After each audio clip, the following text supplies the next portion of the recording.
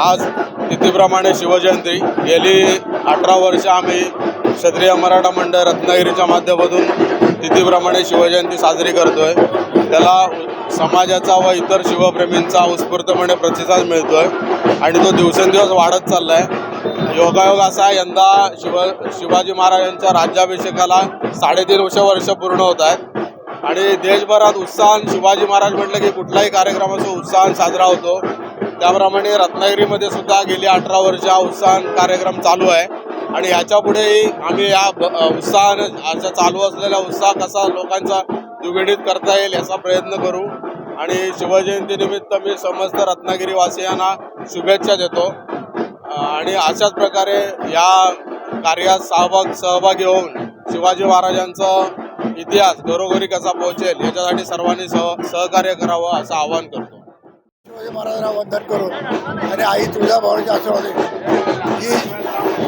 ही आपली शिवजयंतीची यात्रा ही गेली 15-16 वर्ष आम्ही करत आहोत आणि याला अतिशय उत्स्फूर्तपणे याला दाद मिळत आहे।